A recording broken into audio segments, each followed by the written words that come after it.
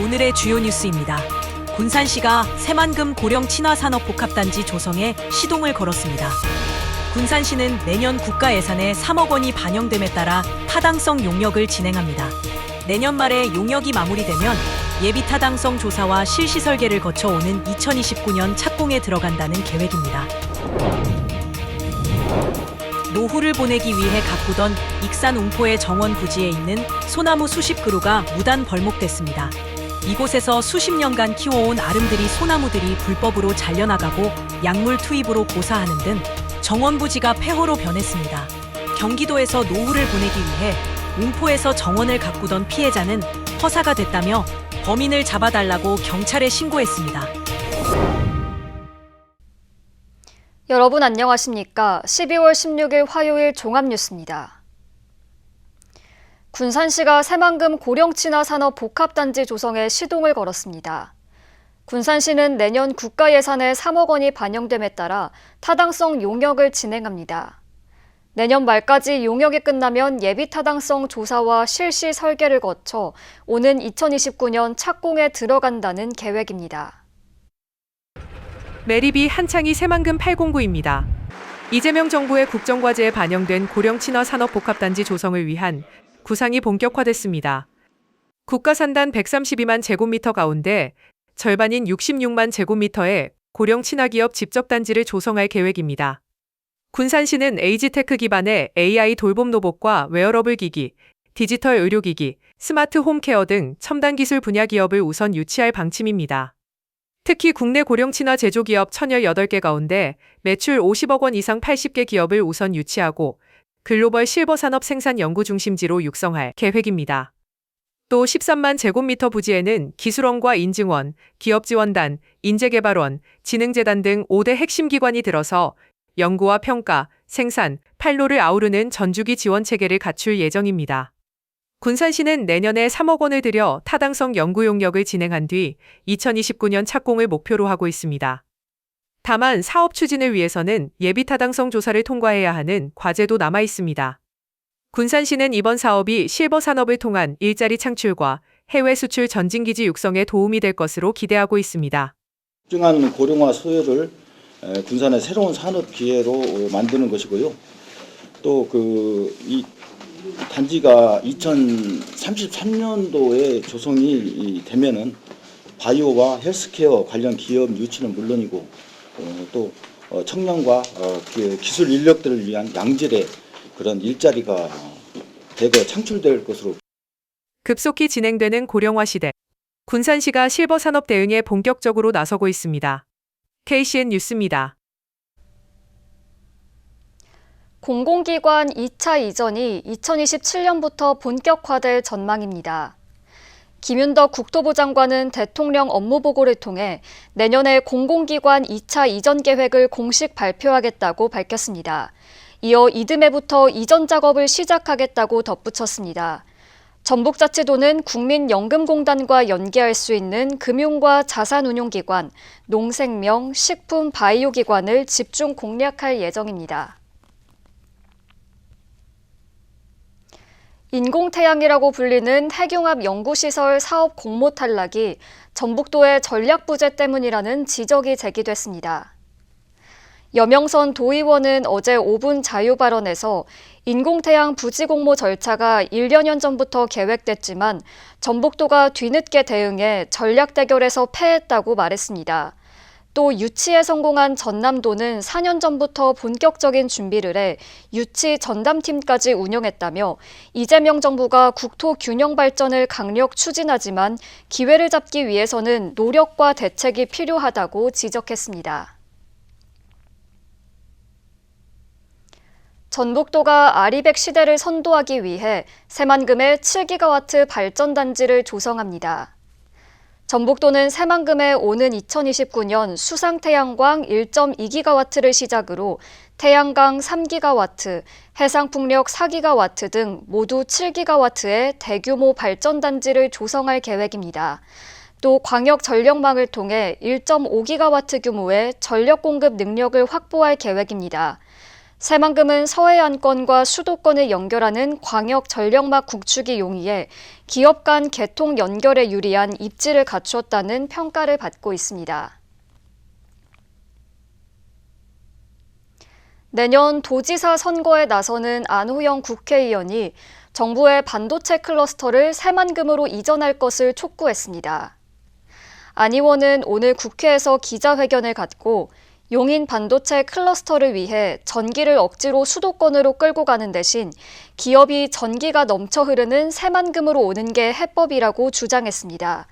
특히 2,800만 평 규모의 새만금 농생명 용지 일부에 태양광 발전소를 조성하고 매립이 필요 없는 지역에는 수상 태양광을 설치해 아리백 전력을 안정적으로 공급할 수 있다고 강조했습니다. 박정희 도의원이 여성으로서는 처음으로 군산시장 도전을 선언했습니다. 박 의원은 오늘 기자회견을 열고 군산이 안고 있는 구조적 문제와 반복되는 위기를 근본적으로 해결하는 데 한계가 있다며 직접 짊어지기 위해 출마했다고 밝혔습니다. 대표 공약으로는 새만금 주도권 회복과 아리백, 피지컬 AI 기반 산업 전략, 군산항 기능 재편, 청년 정착 등입니다.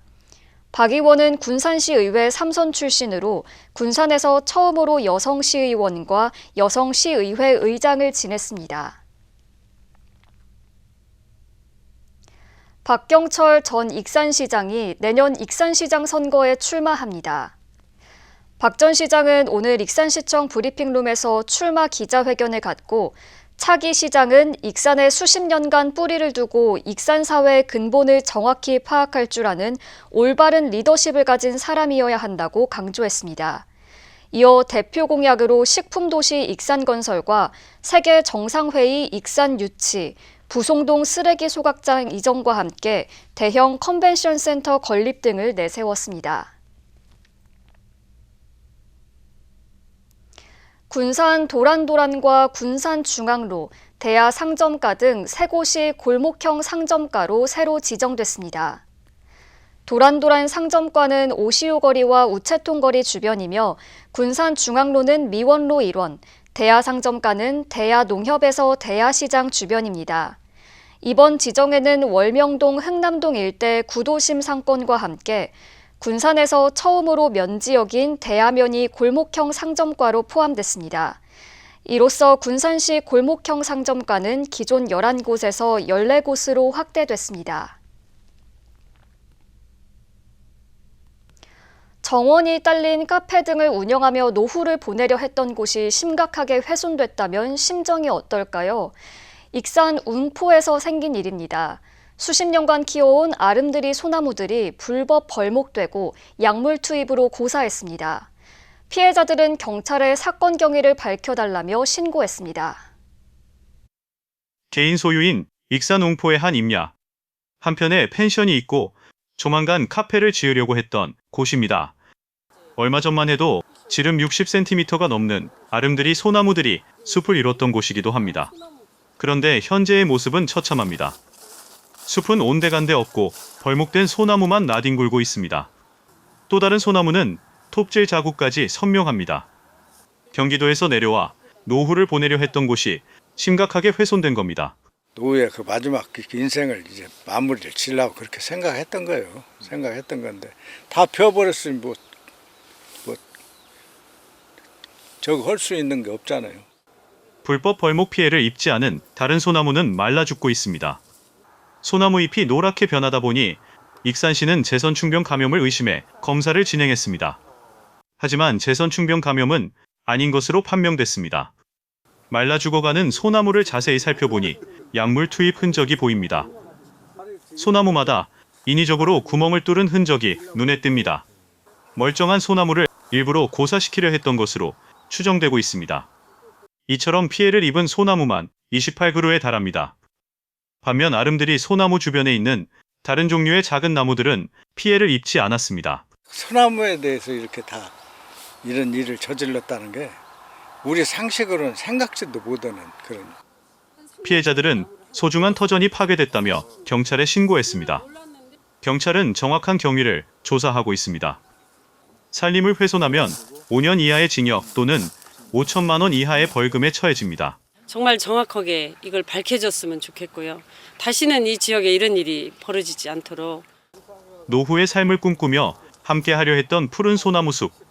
하지만 현실은 불법 벌목과 인위적인 고사로 멍들고 있습니다. KCN 뉴스입니다.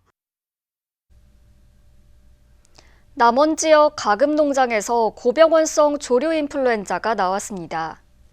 전북자치도에 따르면 도내에서는 올겨울 첫 사례며 전국으로는 11번째입니다. 확진 판정이 나옴에 따라 이 농장에서 기르던 닭 4만 1천여 마리는 살처분됐고 반경 10km 이내에 있는 가금 농장 61곳은 이동 제한됐습니다. 동물보호법 위반 혐의로 고발당한 동물용 의약품 개발사 대표가 숨졌습니다. 전북경찰청에 따르면 지난 14일 익산에서 동물용 의약품 개발사 대표 A씨가 숨진 채 발견됐습니다. A씨는 지난 9월 실험동물을 제대로 관리하지 않은 의혹 등으로 고발당해 최근 경찰 조사를 받은 것으로 파악됐습니다. A씨가 남긴 유서에는 동물보호단체와 내부 직원의 고발로 힘들었다는 내용이 담긴 것으로 알려졌습니다. 내년 3월 개원 예정인 군산 신역세권 공립 세빈유치원이 원화 모집 결과 정원을 채우지 못했습니다. 도교육청에 따르면 세빈유치원은 4세반과 5세반 정규 모집 결과 136명 모집에 39명이 미달입니다. 이에 따라 4세반 정원 64명 가운데 12명을, 5세반 정원 72명 가운데 27명을 추가로 모집할 예정입니다. 세빈유치원은 일반 8학급, 특수 8학급 규모로 내년 3월 개원을 추진했지만 준비 과정에서 일반 12학급, 특수 4학급으로 조성돼 원화 모집에 들어갔습니다. 도내 시민사회단체들이 이재명 대통령의 새만금 희망고문 발언과 관련해 잇따라 성명을 내고 새만금 기본계획의 전면 재검토를 촉구했습니다.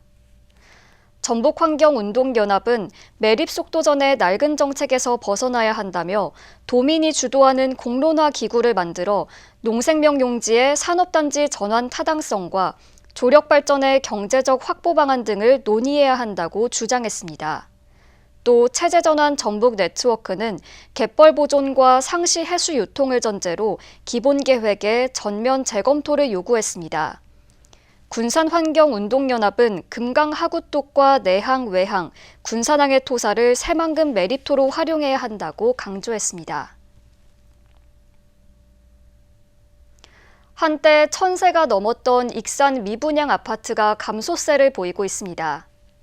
익산시에 따르면 올해 초만 해도 미분양 아파트 물량은 1,173세대에 달했지만 지난달 말 기준 857세대로 줄었습니다. 이에 대해 익산시는 교통 접근성과 상대적으로 낮은 주거비 등의 장점이 시장 수요에 반영된 것으로 자체 분석했습니다. 익산시의 주택자금 대출 지원이 30대 인구 증가에 도움이 된 것으로 분석했습니다. 시에 따르면 지난달 기준 익산시 30대 청년 인구는 올해 1월보다 691명 증가한 2만 7천여 명으로 집계됐습니다. 주택자금 대출이자 지원 신청자 831명 가운데 30대가 650명인 것으로 나타났습니다. 시는 지난해부터 9,500여 세대의 아파트를 공급하고 주택자금 대출 기준을 완화한 점을 인구 증가 원인으로 분석했습니다. 익산시는 지난해 10월 타지역 전입자와 2024년 이후 혼인가구의 이자 지원 대상 대출금을 1억에서 2억 원으로 연간 이자 지원금은 300만 원에서 600만 원까지로 확대했습니다. 익산 발달장애인 교육센터 건립 등이 탄력을 받게 됐습니다. 한병도 의원은 행정안전부 특별교부세 20억 원을 확보했다고 밝혔습니다. 발달장애인 평생교육센터 건립 4억 원과 다가제 둘레길 경관 조성 6억 원, 종합운동장 족구장 구조물 설치 8억 원, 부송 사지구에서 궁동초교 간 도로 선형 개선 2억 원 등입니다. 군산 회현면 복지회관 기능보강 등이 탄력을 받게 됐습니다. 이원태 국회의원은 행정안전부 특별교부세 24억 원을 확보했다고 밝혔습니다. 이 중 군산 지역 사업은 학생 통학로 안전 확보를 위한 대야면 만자로 보도정비 2억 원과 소음 발생 억제 등을 위한 회현면 복지회관 기능 보강 2억 원 등입니다. 계속해서 전북권 뉴스입니다. 경찰이 뇌물수수 의혹을 받고 있는 정성주 김제 시장을 소환조사했습니다. 전북경찰청은 사건 제보자가 뇌물의 최종 목적지로 지목한 정 시장을 피의자 신분으로 불렀습니다.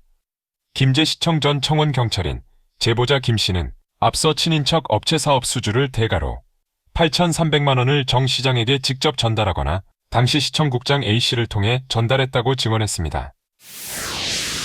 전북자치도가 인공지능, 스마트 설비 기업과 투자 협약을 맺었습니다. 전북자치도는 16일 도청에서 AI 인프라 기업 모래, 산업용 스마트 기계 설비 전문 기업 한국기계설비기술과 356억 원 규모의 투자 협약을 체결했습니다. 모래는 전북 테크비즈 센터에 시범 AI 데이터 센터와 연구 거점을 구축하게 됩니다. 또 한국기계설비기술은 전북 탄소 소재 국가산업단지에 생산시설을 조성할 예정입니다. 도교육청의 지역업체 제품 구매액이 늘어난 것으로 나타났습니다. 도교육청에 따르면 교육기관 기자재 구매와 입찰 시스템 학교 장터를 통해 지난 9월까지 이뤄진 구매 금액은 545억 원입니다. 이는 지난해 같은 기간보다 89억 원, 19.6%가 늘었습니다. 이 같은 증가율은 전국 시도교육청 가운데 가장 높습니다. 지금까지 전북권 뉴스입니다. 학교폭력 처리 과정이 전산화돼 통합 관리됩니다. 도교육청은 2주간의 시범 운영을 거쳐 본격적인 운영에 들어갔다고 밝혔습니다.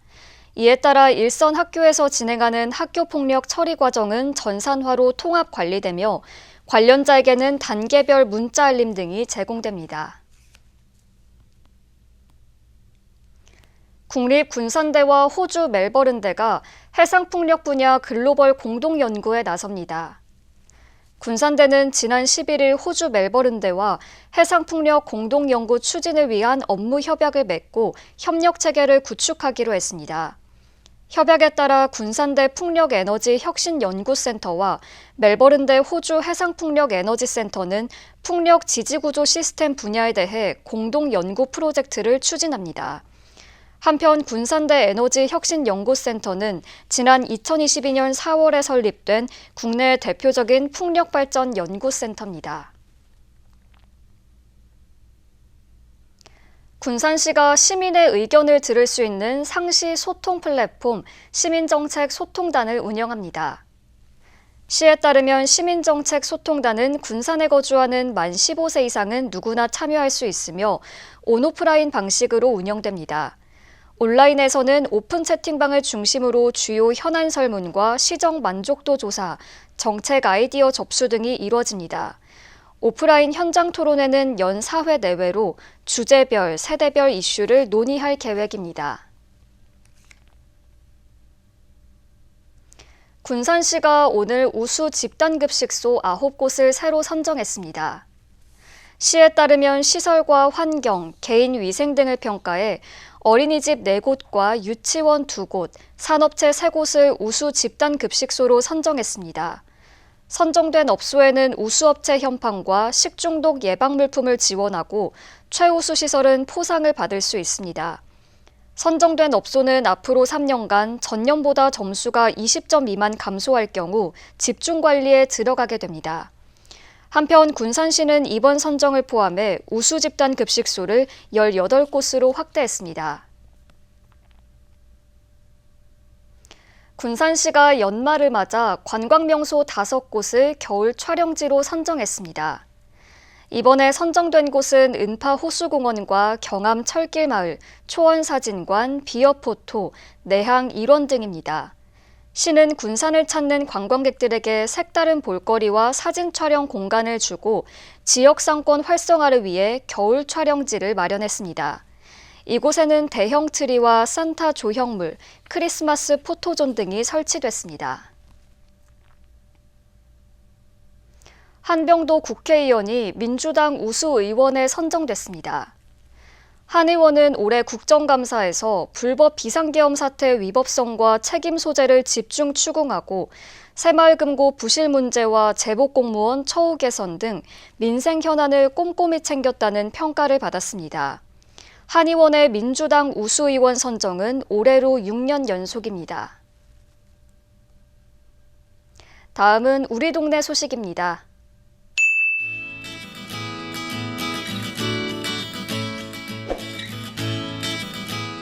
완주군에 소재한 사면철강이 익산시에 성금 500만 원을 기탁했습니다.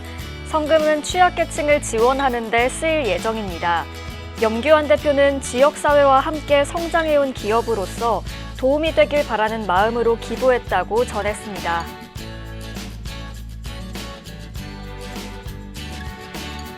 아촌마을 이장 최기호 씨가 직접 농사지은 백미 200kg을 기부했습니다.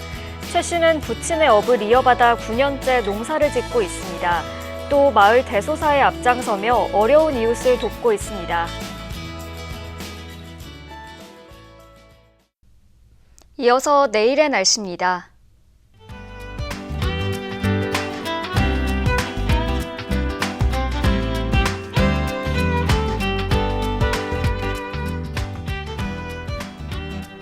내일은 오전에 흐리다가 오후부터 차차 맑아지겠고 기온은 오늘보다 더 높겠습니다.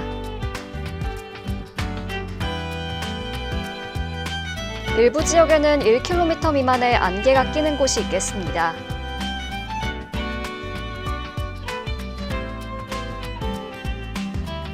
익산은 토요일에 비 소식이 있고 주 후반 기온이 다시 떨어지겠습니다.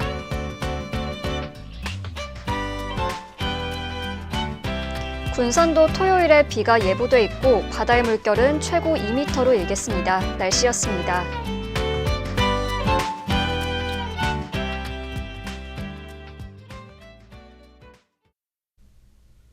이상으로 KCN 종합뉴스를 마칩니다.